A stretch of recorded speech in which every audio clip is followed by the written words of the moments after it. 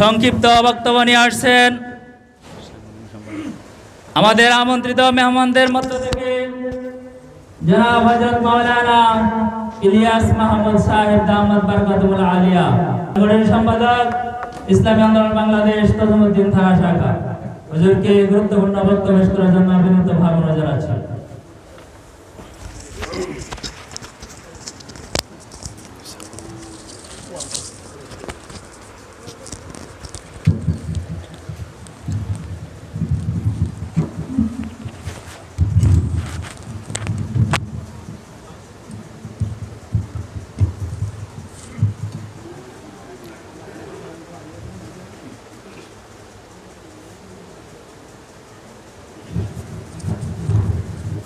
আসসালামু আলাইকুম ওয়া রাহমাতুল্লাহি ওয়া বারাকাতুহু। নাহমাদুহু ওয়া নুসাল্লি আলা রাসূলিহিল কারীম, আম্মা বা'দ। ফাউযু বিল্লাহি মিনাশ শাইতানির রাজীম। বিসমিল্লাহির রহমানির রহিম। ইন্নী জাইলুন ফিল আরদি খলিফা, সাদাকতা ইয়া রাব্বাল আলামিন।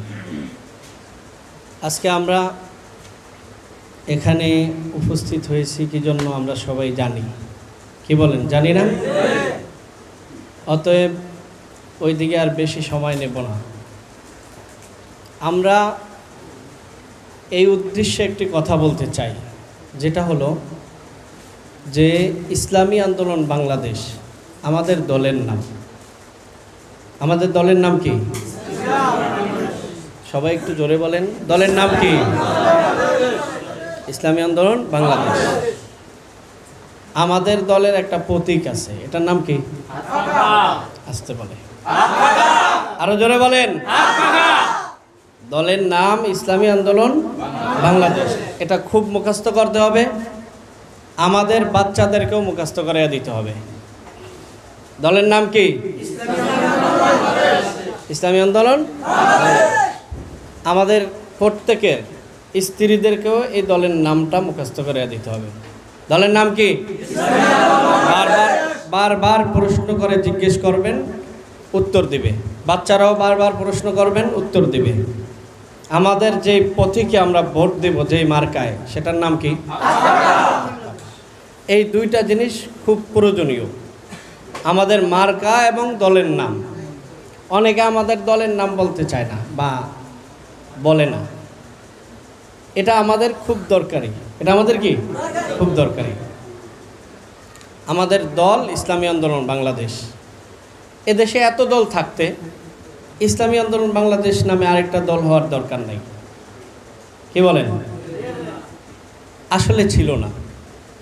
ইসলামী আন্দোলনের আগের আরো পুরানো অনেক দল ছিল নাকি? আমার কথাটা কি সত্য না? ইসলামী আন্দোলনের আগে আরো অনেক দল ছিল, এটা বুঝবেন। কিন্তু এত দলের পরে ভোটই না নেবে, দেশটাই না চালাবে, কিন্তু আরেকটা দলের কি দরকার? আরেকটা দলের দরকার হয়েছে এজন্যে, বাংলাদেশ স্বাধীন হয়েছে বর্তমানে 54 বছর চলে। কত বছর? অর্ধ শতাধিক পেরিয়ে গিয়েছে। কিন্তু আমরা যদি চর মুজাম্মেলে আসি, চর লাদেনে যাই, আমাদের তজুমউদ্দিনের বিভিন্ন চরে যাই, ভোলা জেলার বিভিন্ন চরে যাই, তাহলে আমরা দেখব এই চরগুলির রাস্তা নাই, ঘাট নাই। অথচ এই চরের প্রত্যেক জমির শতাংশ থেকে, করা থেকে, জমির কানি থেকে টাকা নেওয়া হয়। হয় কি হয় না? কিন্তু এই টাকা যায় কোথায়? এটা কি ন্যায়ভাবে নেয় না অন্যায়ভাবে নেয়? তখন ইসলামী আন্দোলনের সৈয়দ ফজলুল করিম রহমতুল্লাহ আলাইহি মনে করলেন, এখন আর বসে থাকার সময় নেই। এই মুহূর্তে চোরের বিরুদ্ধে, ডাকাতের বিরুদ্ধে, খুনির বিরুদ্ধে একটি দল গঠন করা উচিত। আর এই দল গঠন করার পরে ইসলামী আন্দোলন বাংলাদেশ নামক এই দল হাত পাখা প্রতীক নিয়ে বসে রয় নাই। কি বলেন? বসে আছে? আপনি ঢাকার শহরে গেলে অলিতে গলিতে দেখবেন ইসলামী আন্দোলনের বাংলাদেশের অফিস আছে। আমি সারা বাংলাদেশের বিভিন্ন জায়গায় ঘুরেছি, ঘোরার পরে দেখেছি এক বিল্ডিং এখানে পাশেই আরেকটা কাছাকাছি বিল্ডিংয়ের মধ্যে আরেকটা অফিস আছে, বলেন আলহামদুলিল্লাহ।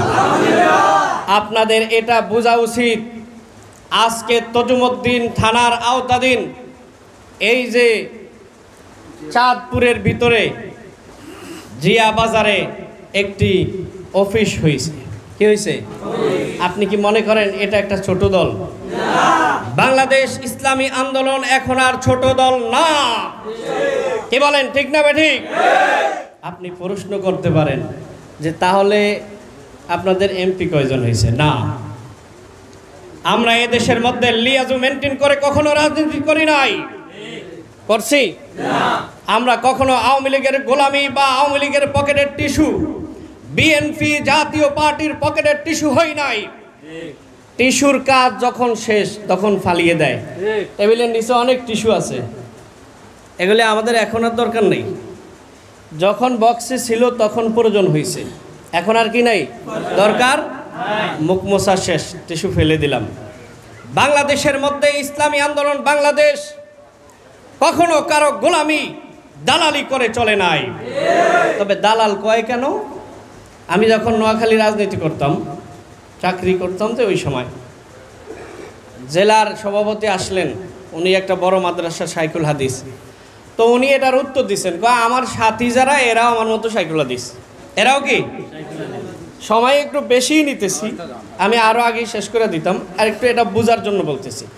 তো উনি বললেন যে আমি সাথীদেরকে বললাম যে রে আমি তো ইসলামী আন্দোলন করি, তোরা করস না, তো করস না যে আবার দালাল কসকা। তাই ইসলামী আন্দোলনকে চুরির অপবাদ দেওয়া যায় না, ডাকাতির অপবাদ দেওয়া যায় না, খুন ধর্ষণের অপবাদ দেওয়া যায় না, বেদাতির অপবাদ দেওয়া যায় না, শিরকের অপবাদ দেওয়া যায় না। দিতে গেলেই দলিল লাগবে, বিনা দলিলে কথা একটাই বলা যায়, সেটা হলো দালাল। কি বলেন, ঠিক না? আপনি জিজ্ঞেস করবেন যে আপনি বলেন 6 কোটি টাকা খাইছে, আর বেটা বেকুব, ইসলামী আন্দোলন 6 কোটি কেন, 6,000 লক্ষ কোটি টাকারও তাদের দরকার নাই। ইসলামী আন্দোলন 6,000 কোটি টাকা এটা তাদের জন্য ব্যাপার না। অতএব ইসলামী আন্দোলনের বাংলাদেশে যেই নেতা কর্মী আছে, এই যে সোহরাওয়ার্দী উদ্যানে যেই সম্মেলন হয়েছে, কোটি কোটি টাকা ব্যয় হয়েছে, এই টাকা কারা দিছে? প্রত্যেক জনগণ নিজ থেকে দিয়েছে। আমরা পকেটের টাকা দিয়ে মানুষের রাজনীতি করি। ইসলামী আন্দোলন বাংলাদেশের কোনো সদস্য টাকা এই মর্মে ব্যয় করে না। নির্বাচনের আগে জনগণকে 50 টাকা দিবে, নির্বাচনের পরে 50 লক্ষ টাকার মালিক হবে, এই চিন্তা ইসলামী আন্দোলন কেউ করে না। আমরা পকেটের রাজনীতি করি পকেটের টাকা দিয়ে, কি জন্য? এদেশে ইসলামী হুকুমত কায়েম করার জন্য। কথা বলে ঠিক না বেটে?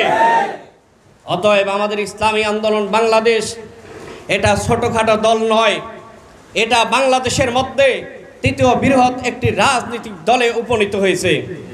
আগামী অল্প সময়ের মধ্যে বাংলাদেশের মধ্যে একক ক্ষমতা ইসলামী আন্দোলন বাংলাদেশকে আপনারা দেখতে চান? কিভাবে দেখবেন? ঘুমাইলে না, ঘুমাইলে চলবে না। সারা বাংলাদেশের মধ্যে আমাদের নেতারা যেভাবে কষ্ট করতেছে, রাতকে রাত না বলে, দিনকে দিন না বলে, আমরা গত কয়েকদিন আগে আমাদের আমিরের সাথে সাক্ষাৎ করেছিলাম। ঘুমের টাইমে উনি আমাদেরকে লম্বা চূড়া টাইম দিয়েছেন। অতএব আমাদেরকে যদি কখনো ঘুমের টাইমে ডাক দেয়, আমরা এটা ঘুমের টাইম বলা যাবে না, খানার টাইমে ডাক দিলে খানার টাইম বলা যাবে না।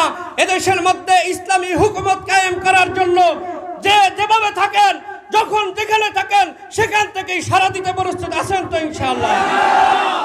আমাদের দলের মার্কা কি? সবাইকে মুখস্থ করে দিবেন। আমাদের দলের নাম কি? দলের নাম কি? এটা সাধারণ কোনো সংগঠন নয়, সাধারণ কোনো সংগঠন নয়। এতক্ষণ যেই পরিমাণ কথা বলছি, যারা বলছে সামনে বলবে, প্রত্যেকের সওয়াব হবে। কথা বলে না? এবং যারা সামনে কথা বলবে আপনারা শুনবেন, তাদের প্রত্যেকের সওয়াব হবে। কারণ ইসলামী আন্দোলন বাংলাদেশ প্রতিষ্ঠিত হইতে একটু আগেও বলছিলাম কথাটা, আমরা কেউ কোনোদিন চাঁদাবাজি করি নাই। বেশি দূরে যাওয়া লাগবে না। এই 24শে গণ অভ্যুত্থানে ইসলামী আন্দোলন বাংলাদেশের নায়েবে আমির এবং আমির সহ সারা বাংলাদেশে লক্ষ লক্ষ নেতাকর্মীরা এদেশের মধ্যে স্বাধীনতার জন্য অগ্র ভূমিকা পালন করেছেন। কথা বলে ঠিক না বেঠিক? আমরা বাংলাদেশের মধ্যে একটা মডেল, বর্তমানে ইসলামী আন্দোলন বাংলাদেশ একটা কি মডেল। ইচ্ছা করলে আমরাও কোটি কোটি টাকার মালিক হইতে পারতাম, কি বলেন, পারতাম না? কিন্তু আমরা সেটা চাই না।